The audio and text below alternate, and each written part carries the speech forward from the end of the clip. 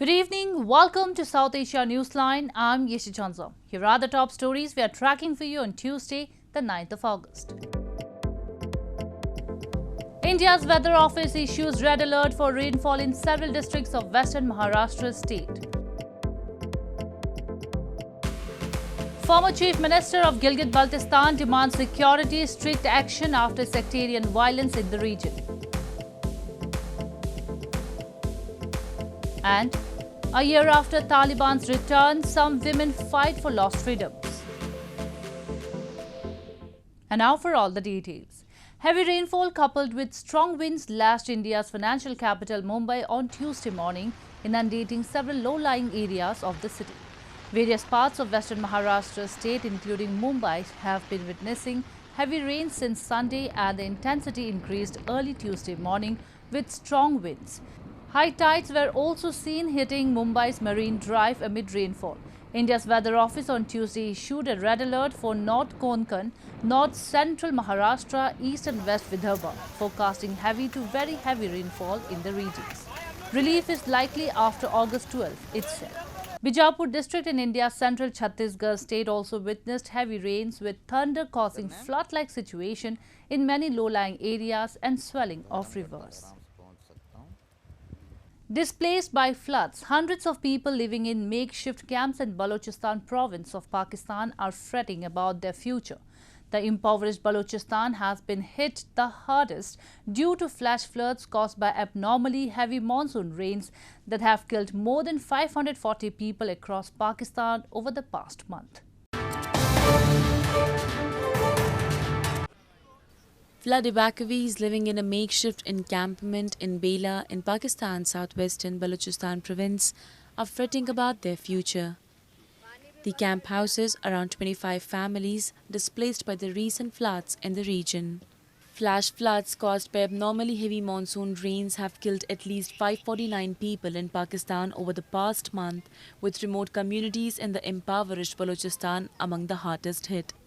Although this batch of evacuees has reached relative safety, they worry about facing similar devastation in the near future in a world in which their homes are increasingly vulnerable to changing weather patterns. बारिश में मेरा नुकसान घर चला गया और मेरी माल चला गया और मेरी ज़मीनें थी वो चला गया बारिश में फिर सिर्फ मेरी जानें बच गई जो मैं हाल पर अपना जान बच गई मैं और कुछ भी नहीं बचा बचा हुआ ये अल्लाह का करम है शुक्र है और अल्लाह Government agencies and the army have set up aid and relief camps in flood-hit regions and have been working to help relocate families and provide food and medicine. औकाम बाला से अपील की है कि हमें कोई ऐसा इंतज़ाम किया जाए, एक ऐसी सर्विस की जाए कि आइंदा आने वाले वक्त में जो है इस तरह के सीन ना हो जिस तरह की, क्योंकि इससे पहले किसी के जहन में नहीं था और किस तरह कोई प्लानिंग्स नहीं थी जिस वजह से काफ़ी नुकसानात जो हुए हैं.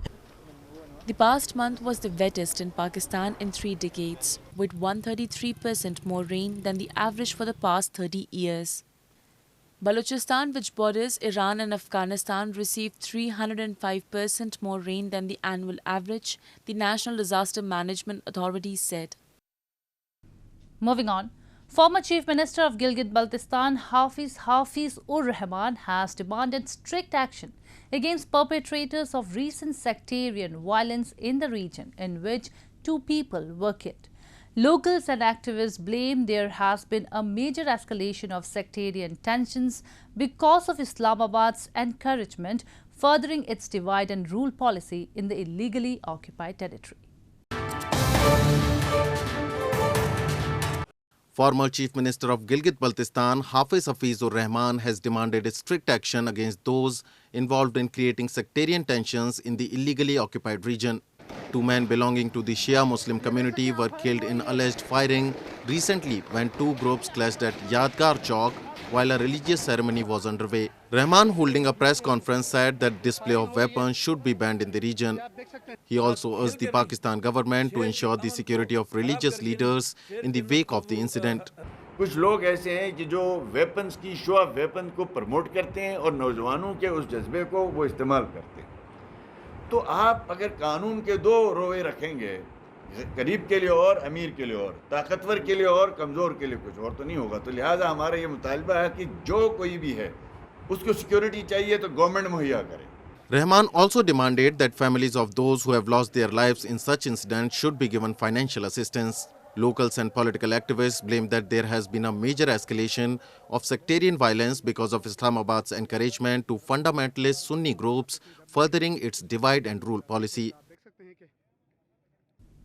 In news from Afghanistan, a senior Pakistani militant Omar Khalid Khurasani with $3 million US bounty on his head was killed along with his 3 aides in an explosion while travelling in a car in Afghanistan's Bakhtia province on Sunday, reports suggested. However, it was not clear who was behind the attack.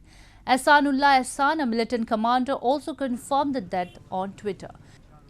This could deal a blow to nascent peace talks between Pakistan's Taliban, known as the TTP, the Tehreek-e-Taliban Pakistan, and the Pakistani government after meetings facilitated by the Afghan Taliban rulers in Kabul. This comes just a week after the United States said it killed Al-Qaeda leader Ayman al-Zawahiri in a drone strike in Kabul. Khurasani was the chief of Jamaat-ul-Ahrar, a TTP branch which for some years also worked with the Islamic State. His group has claimed responsibility for multiple attacks against police, military, minority Shiite Muslims and Christians, which killed hundreds of people in Pakistan. The Taliban has imposed several restrictions on girls and women, one of the most detrimental of which is the ban of education for girls since coming to power in Afghanistan. 1 year after takeover, some women are continuing to fight for the lost freedoms. Monisa Mubarak is not going to give up the right she and other Afghan women won during 20 years of Western-backed rule easily. Before the hardline Islamist Taliban movement swept back to power a year ago, the 31-year-old served as a director of policy monitoring at the finance ministry. Now Mubarak has no job after the Taliban's strict interpretation of Islamic law severely limited women's ability to work, required them to dress and act conservatively, and closed secondary schools to girls across the country.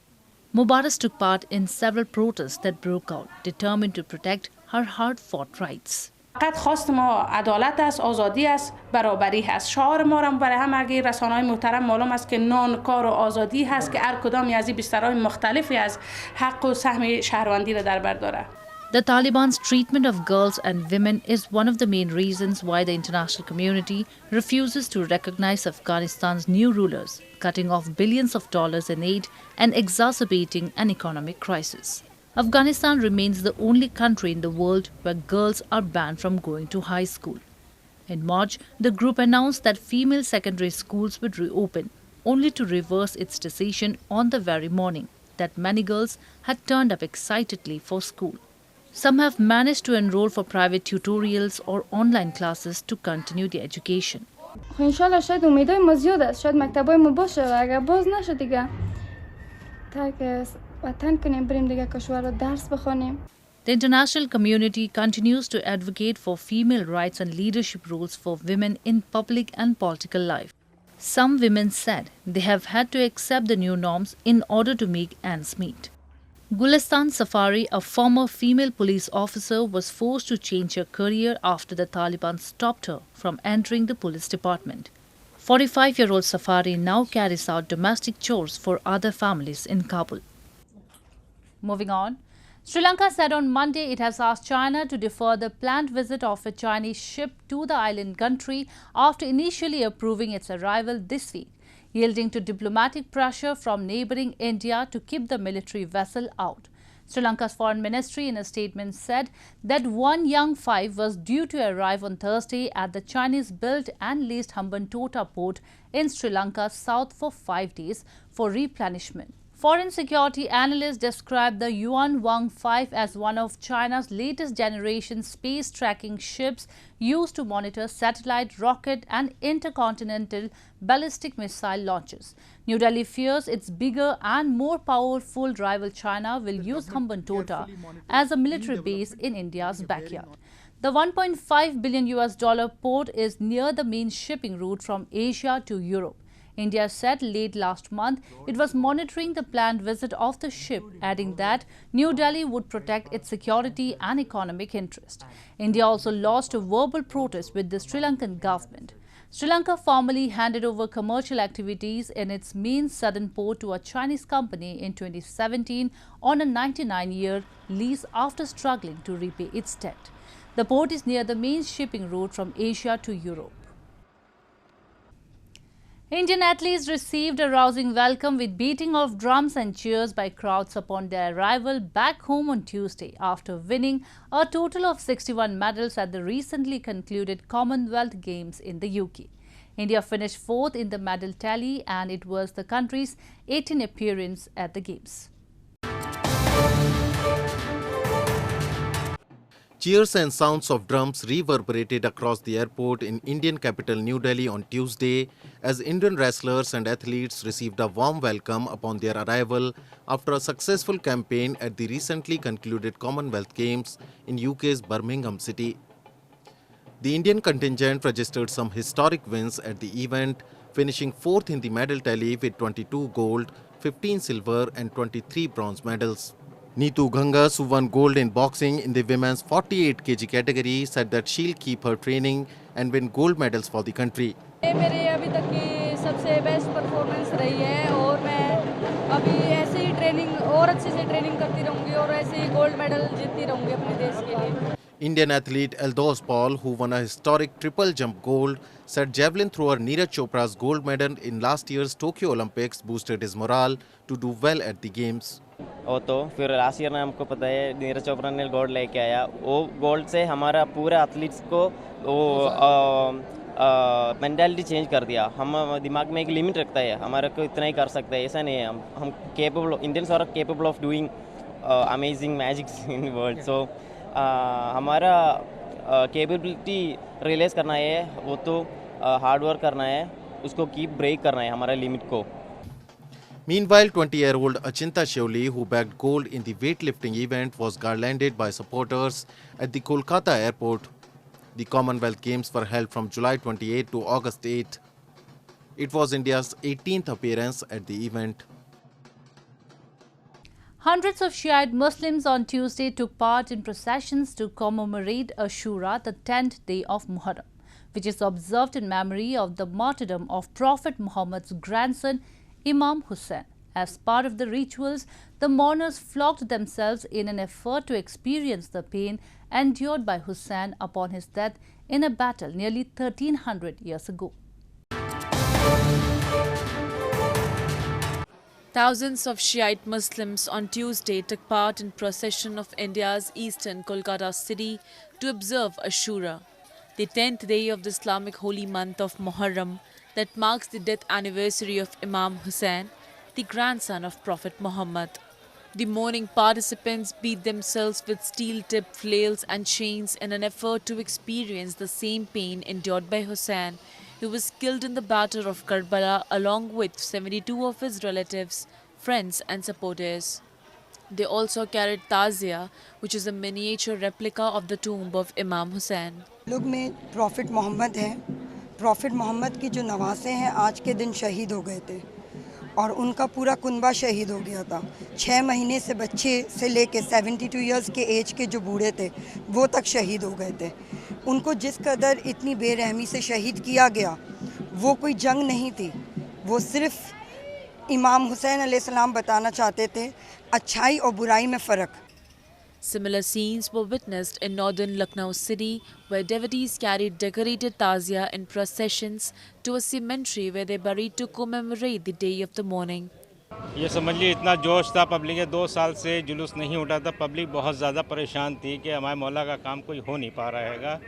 बहुत ज़्यादा ही मतलब हर साल ये हो रहा था, तो अब की उठाए तो आपके जोश ज़्यादा है पब्लिक में. Muharram, a time of mourning, is one of the holiest months for the Muslim community. The 10-day-long mourning period ends with Ashura. The event is central to the split between Sunnis and Shiite Muslims and marked by Shiites around the world with weeping and prayer.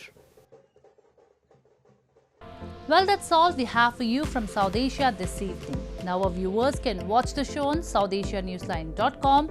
You can also visit us on Facebook.com/AsAsiaNewsline and follow us on Twitter @AsAsiaNewsline. That's all in tonight's edition. We will see you same time tomorrow. Good night.